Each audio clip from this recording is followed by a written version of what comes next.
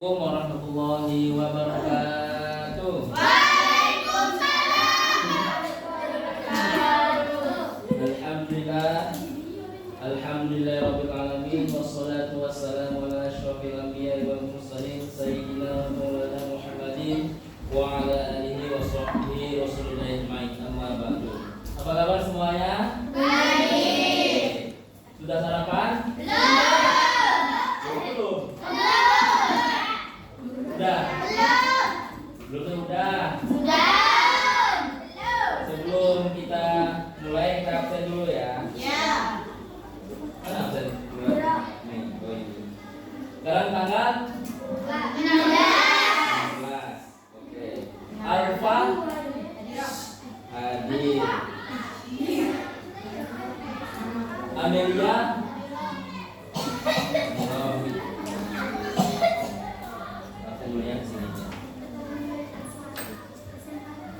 Ana saya Adinda Mayang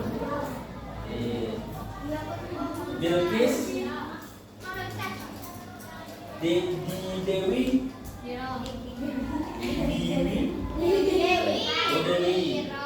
Melani Dinda. Oh, ada yang kurang ya. Dinda Elong. Mana? Adiro. Faikoh Amalia. Faikotul Hikmah. Vivi. Galih. Galuh. Oke. Jihad. Khalifatus. Ini lagi nih. Khalifatus Zakiyah hadir. Lenita. Maharani. Hadir. Tapi itu sakit. Mandi itu masuk.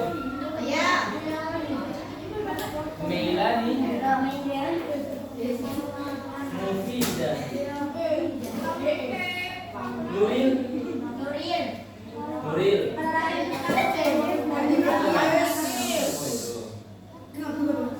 Safira. Selviana. Siti. Oke. Cukup. Nah, oke. Sekarang halaman berapa? BS. SKI ntar sama Kak Ilham. Apa? Di bulan.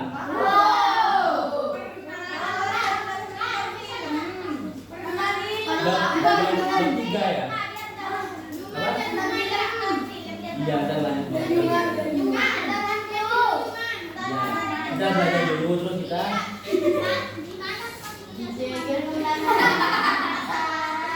Bab berapa, Bab? 3.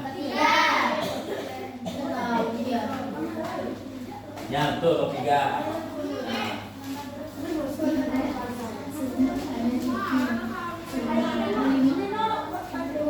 Nah, untuk ini. Oke. Bagus teman-teman. Udah bab 3-nya? Oke. Sekarang kita akan membahas tentang perkembangan masa praaksara di Indonesia. Ada yang tahu nggak apa itu masa praaksara? Apa? Nah, coba baca secara lengkap di buku apa? Siapa yang bisa silakan tunjuk tangan terus diartikan masa praaksara itu seperti apa? Baca apa? Santai ya. Silakan. Sejarah singkat aja Pak. Masa sebelum dan sesudah. Ya, oke, betul. Selanjutnya.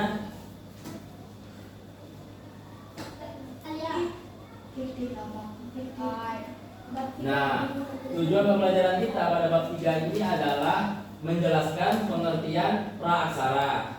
Nah, kemudian kita itu mengidentifikasi periodisasi massa. Oke. Yang ketiga, mendeskripsikan perkembangan masyarakat Indonesia pada masa praaksara. Yang keempat, menjelaskan asal usul nenek moyang bangsa Indonesia. Nenek moyang kita kan ada yang ngomong dari kera ataupun yang lain. Mari kita bahas setelah ini. Selanjutnya, nah pembahasan yang pertama yaitu periodisasi masa praaksara. Yang kedua, perkembangan masa praaksara. Yang ketiga tuh baca. Peninggalan masa praaksara. Yang keempat, nenek moyang Indonesia. Oke, selanjutnya. Pengertian praaksara yaitu atau pengertian prasejarah. Silakan, siapa yang mau baca? Nah, silakan baca. Zaman praaksara. Ya, baca Bagas. Zaman praaksara, masyarakat kepulauan Indonesia mulai meninggalkan masa praaksara dengan mengenal tulisan pintar abad ke-5 Masehi. Zaman praaksara diartikan manusia belum mengenal tulisan atau belum ada temuan tulisan. Zaman yang juga disebut Nilea, Nil tidak mereka tulisan. Zaman manusia tidak mengenal tulisan. Nah, berarti zaman praaksara ini adalah zaman yang mereka tidak mengenal tulisan. Oke, slide selanjutnya. Nah, periodisasi masa praaksara itu berdasarkan geologi bumi terbentuk 257 juta tahun, ya, dengan secara bertahap. Nah, silakan dibaca yang A. Silakan baca yang A. Nah, silakan. Azoikum. Ayo baca.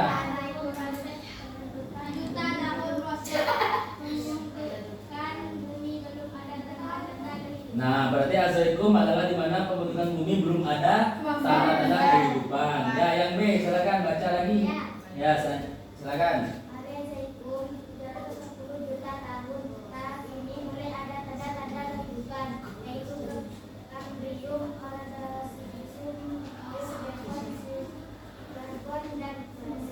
Nah, berarti yang Azoikum tadi belum ada tanda-tanda. Nah, yang Paleozoikum mulai ada tanda-tanda. Silakan dan C dibacakan. Ya, silakan. Assalamualaikum, 140 juta tahun kehidupan bumi sekian. Nah, makin berkembang. Nah, Azoikum tadi belum ada tanda-tanda. Yang Paleozoikum mulai ada tanda-tanda. Yang Mesozoikum mulai berkembang. Silakan. Yang D dibacakan. 60 juta tahun dibagi menjadi 2, yaitu Persia dan Quarter. Nah, bagi yang Mesozoikum ini sudah mulai berkembang seterusnya seperti itu. Yang kedua, berdasarkan corak kehidupan pada masa itu mereka tuh suka berburu. Terus mengumpulkan makanan. Terus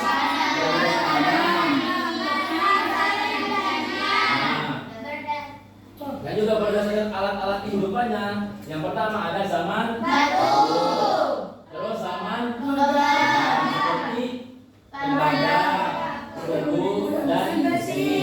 Selanjutnya Kak. Nah, nilai-nilai budaya dan masa praksara di Indonesia. Masa berburu dan meramu tingkat awal, masa meramu dan meramu tingkat lanjut, masa bercocok tanam dan masa perundagian. Nah, ini nilai-nilai budayanya. Selanjutnya, nah ini yang keempat, yang C ya, nenek moyang itu yang D. Dan D itu nenek moyang bangsa Indonesia. Silakan dibacakan asal usul.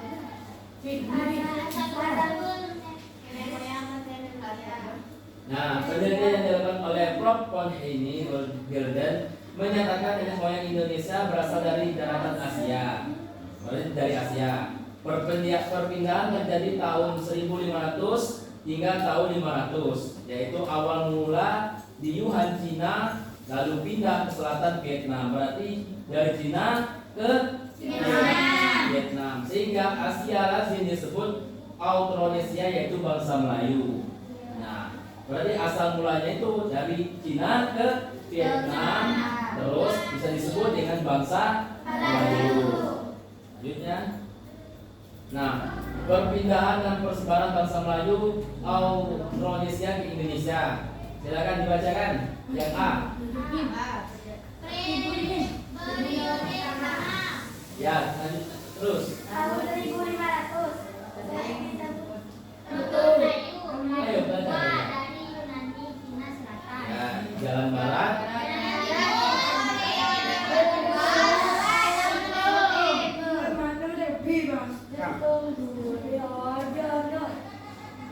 Terus periode kedua, tahun 500 disebut sebagai Deutero Melayu. Melayu muda berasal dari Desa. Nah, berarti yang awalnya tadi kan dari Cina, periode pertama dari Cina, periode kedua dari Vietnam. Nah, ini tradisi masyarakat Indonesia pada zaman praksara. Yang pertama apa?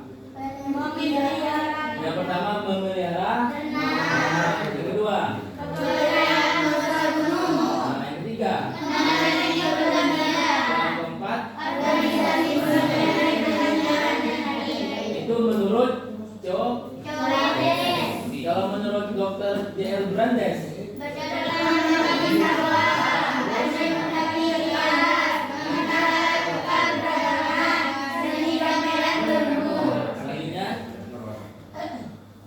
Nah, terima kasih. Jadi nenek moyang kita tuh berawal dari mana? Periode pertamanya? Cina. Periode kedua atau kita bisa sebut bangsa. Ya, pinter. Sekarang kita akan melihat sekilas videonya ya.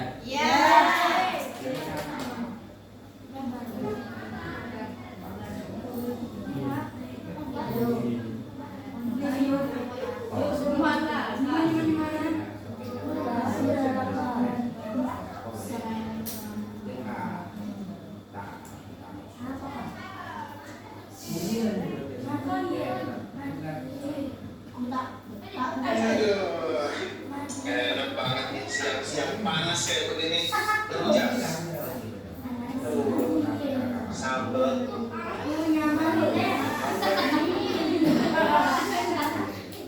rujak. Mantap banget dan panas-panas begini. Oh iya, ngomong-ngomong soal rujak, kalian tahu nggak sih kalau peralatan batu kayak ulekan gini tuh udah kita gunain dari kapan coba? Jauh sebelum kamu lahir, ibu kamu lahir, nenek kamu lahir, dan lebih jauh lagi sebelum kita semua kenal sama tulisan. Manusia tuh udah pakai batu sebagai peralatan buat menunjang hidupnya.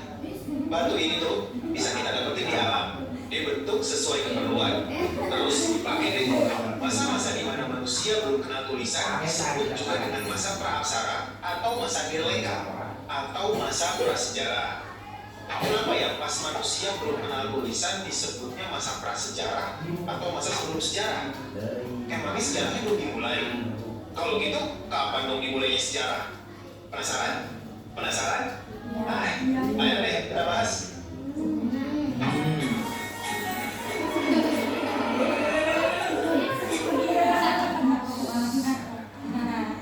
Masa sejarah suatu bangsa dimulai ketika bangsa itu sudah mengenal tulisan. Jadi, dimulainya masa sejarah suatu bangsa bisa beda-beda. Contohnya nih, tulisan tertua di dunia itu adalah tulisan Apu yang dicintai sama bangsa Sumeria di Mesopotamia. Tulisan itu udah digunain sejak 3000 tahun sebelum Masehi loh. Kalau Indonesia kira-kira kapan ya? Nah, sebelum kita ngomongin masa sejarah atau masa aksara di Indonesia, kita tuh harus belajar dulu tentang masa prasejarahnya atau masa praaksara. Ingat kan, kalau lagi belajar sejarah, lebih baik secara kronologis. Nah, di Indonesia sendiri, masa praaksara terbagi jadi dua zaman, zaman batu dan zaman logam. Kenapa disebut zaman batu dan zaman logam ya? Di zaman batu, manusia pakai peralatan dari batu buat menunjang hidupnya. Walaupun peralatan mereka masih sederhana atau kasar, tapi itu udah cukup buat memenuhi kebutuhannya. Nah, seiring berjalannya waktu, kebudayaan mereka makin kompleks sehingga mereka membuat tempat pemujaan kaum nenek moyang kayak dolmen. Karena kebudayaan makin kompleks, mereka butuh peralatan penunjang yang lebih bagus, misalnya moho, alat bunyi-bunyian dari logam dan menjadi alat bantu ritual pemujaannya. Dari situlah dimulainya zaman logam. Naiknya perkembangan dari zaman batu ke zaman logam ini. Kita mulai dari zaman batu ya. Kalau kita urutin secara kronologis, zaman batu bisa kita bagi ke 4 zaman. Zaman Paleolitikum, zaman Mesolitikum, Neolitikum, dan Megalitikum. Zaman Paleolitikum berlangsung dari 50.000 sampai 10.000 tahun sebelum Masehi. Waktu itu, di wilayah Nusantara, kita bisa nemuin beberapa jenis manusia purba. Ada Megatropus paleojavanicus, Pithecanthropus erectus, dan Homo erectus yang berwujud di 3 daerah. Ada juga Homo ajacensis di Tulung Agung, Jawa Timur, Homo floresiensis di Pulau Flores, dan Homo soloensis di Pulau Jawa. Nah, mereka ini hidupnya di dekat sungai. Kenapa ya? Karena di zaman itu manusia hidup dengan cara berburu dan mengumpulkan makanan. Makanan-makanan itu banyak ditemukan di sekitar sungai. Di masa ini mereka menggantungkan hidupnya pada alam. Jadi, kalau sumber makanannya udah habis, ya mereka bakal pindah ke tempat lain. Nah, cara hidup yang berpindah-pindah ini disebut dengan nomaden. Kira-kira manusia purba di zaman Paleolitikum itu pakai apa ya buat berburu dan mengolah hasil buruannya? Tentu aja mereka nggak berburu dengan tangan kosong. Mereka pakai peralatan yang terbuat dari batu, contohnya kapak dan alat-alat serpih. Selain itu, mereka juga pakai alat-alat dari tulang. Peralatan yang dipakai waktu itu masih sederhana banget. Karena waktu itu manusia purba belum nemuin cara untuk bikin peralatan yang lebih canggih. Tapi peralatan sederhana kayak gitu tuh udah cukup banget buat manusia purba bertahan hidup di masa itu. Mereka berburu dengan kapak genggam, kapak pendek, dan kapak peribas. Pas hewan buruan udah kelihatan, manusia purba bakal ngelemparin kapak ke arah hewan buruannya. Setelah hewan buruannya jatuh, mereka bakal buru-buru nyamperin hewannya dan pastiin hewan itu udah mati pakai pisau yang terbuat dari tulang. Sehabis berburu, hasil buruannya bakal dikulitin pakai alat serpih atau flakes. Nah, karena di zaman Paleolitikum itu belum ditemuin api, jadi mereka makan langsung hasil buruannya. Ya, semacam dijadiin sashimi gitu. Ternyata bukan cuma Megatropus paleojavanicus, Pithecanthropus erectus, Homo ajacensis, dan Homo soloensis aja yang hidup di sepanjang zaman Pramasara loh. Di zaman Mesolitikum yang terjadi sekitar 10.000 tahun sebelum Masehi, wilayah Nusantara kedatangan ras baru. Ada ras Austromelanesoid dan ras Mongoloid yang datang dari Asia Tenggara. Terus, apa yang terjadi sama manusia purba sebelumnya? Nah, hipotesis atau pendapat paling populer bilang kalau Megatropus paleojavanicus, Pithecanthropus erectus, Homo ajacensis, dan Homo soloensis udah punah atau sedang mengalami kepunahan pas ras pendatang tiba. Mereka tuh punah karena keterbatasan kemampuan otak mereka. Akibatnya, mereka jadi nggak bisa beradaptasi atau menyesuaikan diri dengan keadaan alam yang makin berkembang. Makanya nih, kita harus selalu mengasah otak biar kita nggak ketinggalan zaman ya. Ada juga hipotesis yang bilang kalau sebenarnya manusia purba ini nggak punah. Mereka melebur lewat proses kawin-mawin dengan ras pendatang. Hasilnya, jadilah manusia Indonesia yang sekarang. Terlepas dari dua hipotesis itu, di zaman Mesolitikum, ras Austromelanesoid dan ras Mongoloid lah yang menguasai daratan Nusantara. Ras-ras ini termasuk ke dalam jenis manusia modern atau Homo sapiens. Karena dihuni sama ras pendatang, maka kebudayaan Mesolitikum juga bervariasi. Corak asing ini dapat pengaruh dari wilayah-wilayah di Asia Tenggara, khususnya kebudayaan bangsa Noabi di daerah Tonkin, Vietnam. Manusia di zaman Mesolitikum masih hidup dengan cara berburu dan mengumpulkan makanan. Tapi caranya sedikit beda dari zaman sebelumnya. Di zaman ini, manusia purba udah hidup semi menetap di gua-gua dekat sungai. Makanya manusia di zaman ini banyak ninggalin Kyoken Modingan itu adalah sampah dapur dari kulit-kulit kerang. Manusia di zaman ini tuh hidup di Abris Sorose, gua yang berbentuk ceruk di batu karang. Karena mulai menetap, mulai juga dikenal pembagian kerja. Laki-laki bertugas buat berburu dan perempuan bertugas sebagai ibu rumah tangga. Laki-laki bakal berburu dengan alat-alat yang lebih canggih dari zaman sebelumnya. Ada alat serpih nila yang berkembang di Indonesia bagian timur, ada alat tulang yang banyak ditemui di Jawa Timur, dan ada juga kapak budam Sumatera yang berasal dari tradisi di Asia Tenggara. Karena laki-lakinya berburu, perempuan menetap di gua bersama anak-anaknya. Tugas utama mereka itu adalah mengasuh anak-anaknya dan juga memasak. Kegiatan yang baru di zaman ini.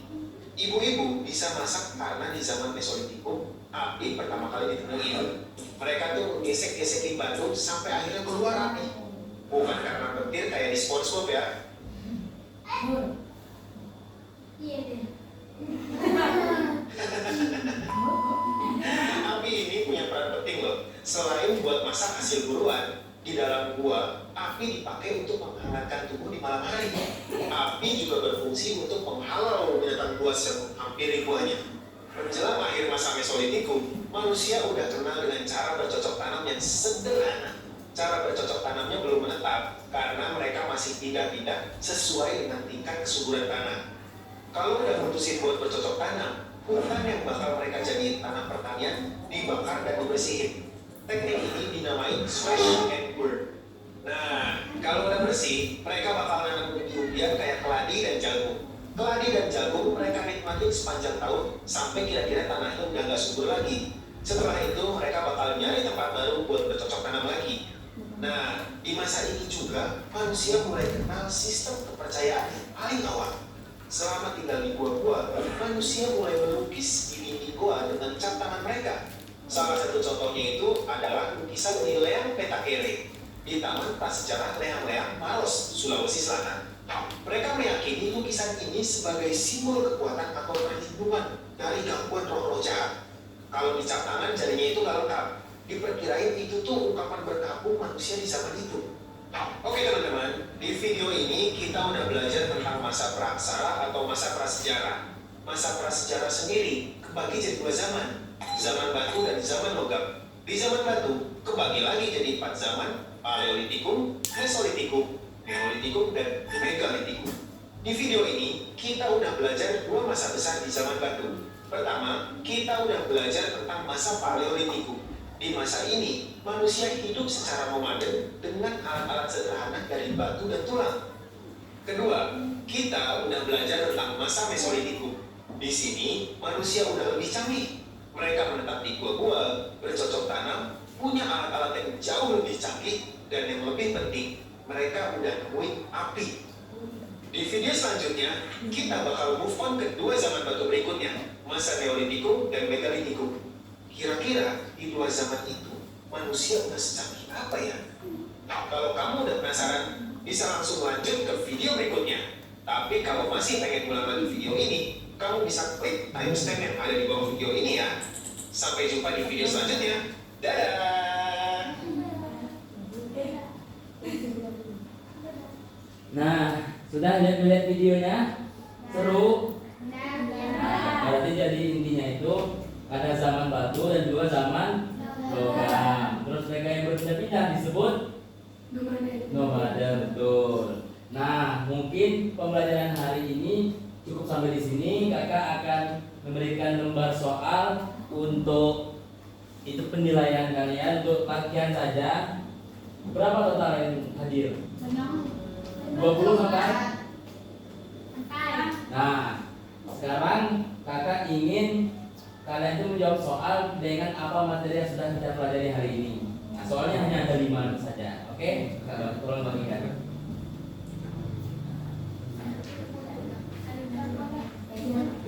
Setelah selesai dikumpulkan, dikasih nama dan juga kelasnya. Oke? Sambil kalian menjawab, kakak juga mungkin kasih video kan, biar mereka asik dan kakak kasih soalan ya.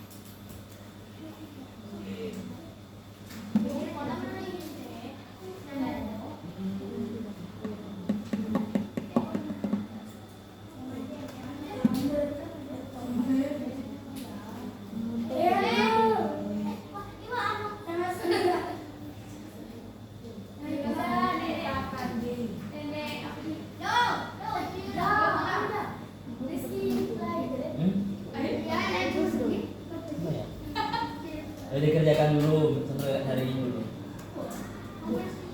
Ya, dikerjakan.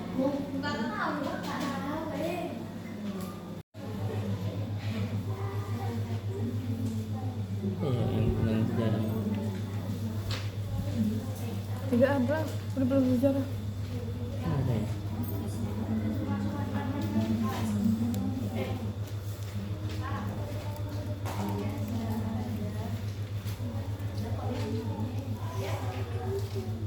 Aksara.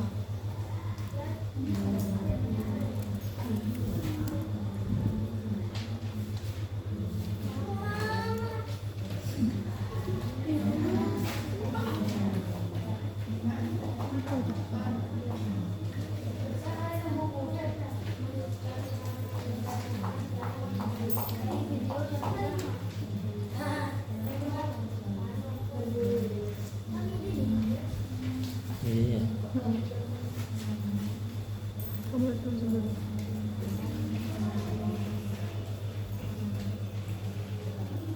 Nah, kalau mereka ngerjain Bilang lagi dah, berapa menit lihat lagi. Kamu juga pakai video? Enggak. Video tuh Dengan gede. Dengan gede. ada tapi nggak tahu. Nah, sambil ngerjain sambil ada video ya, sambil kalian. Jadi satu sama. Sambil dikerjakan. Ini juga tentang sejarah.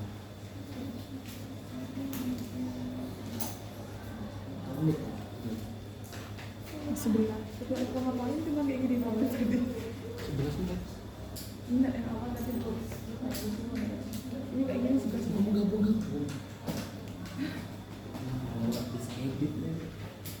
Tinggal dia tuh di CapCut ya. Bisa dijawab selesai. Iya lah, makanya ada di enggak.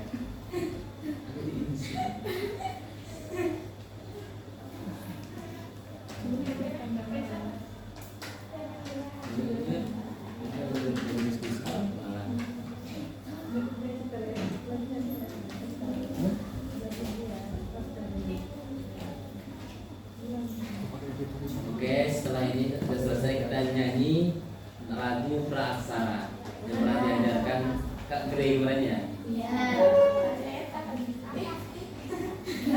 Setelah itu selesai.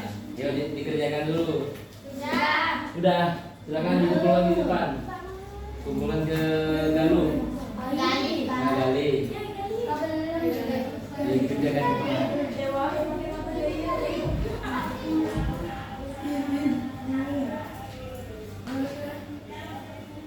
Belum ya.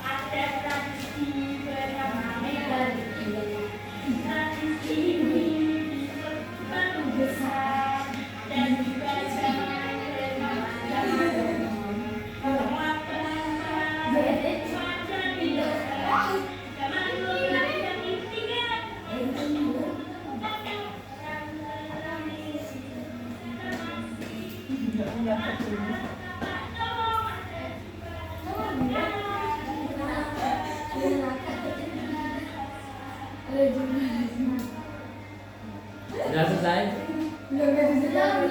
Ayo, ini persiapan nyanyi ya. Terima kasih.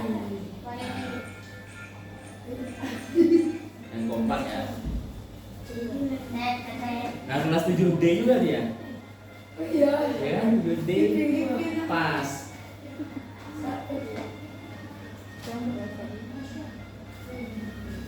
Yo, yang belum. Yo.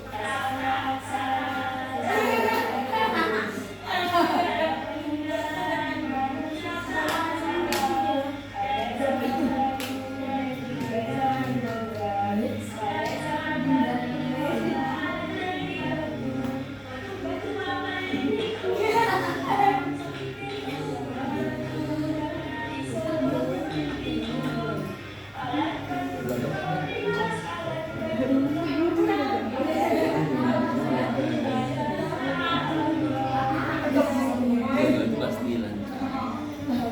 Belum selesai. Saya bisa. 10 Saya bisa, Bang. 10 bahasa.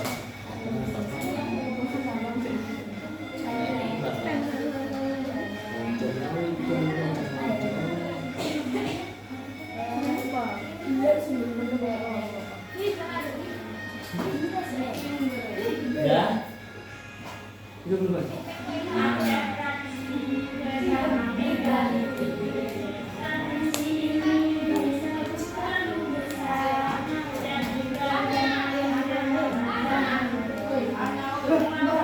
Udah dari awal.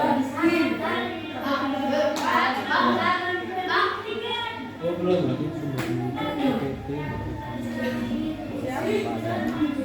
Yuk. Yuk kita mulai dari awal ya. Tangan dari awal, semangat, tangan juga ikut. Ya Bapak harus kompak, ntar masuk dalam video kakaknya ntar ya. Kakak itu sampai 1, 2, 3, kalian mulai ya. Siap?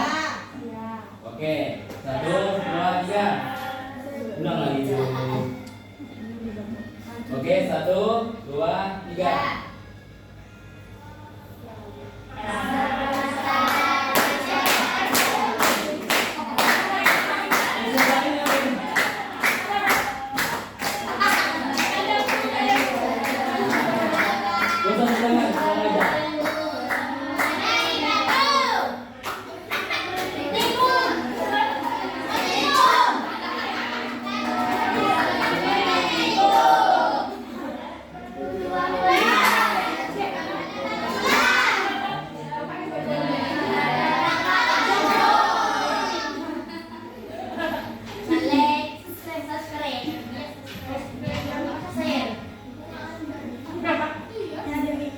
Ayo lagi, semangat. Tangan nggak usah suaranya aja. Kepalanya juga goyang-goyangin.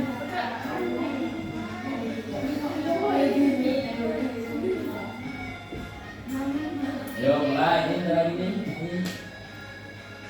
Yo. Ada tradisi bersama megalitik. Ada di sini bisa berbatu besar. Lalu berteman bersama-sama coba. Bermana terbuat dari logam. Dapat rezeki tidak. Berbangga. Kita bertangan bersih.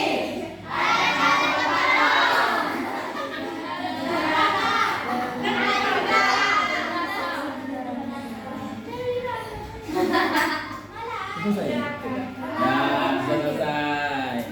Oke. Apa? Beda ya? Sama dengan kemarin setengah. Ini kan sampai selesai.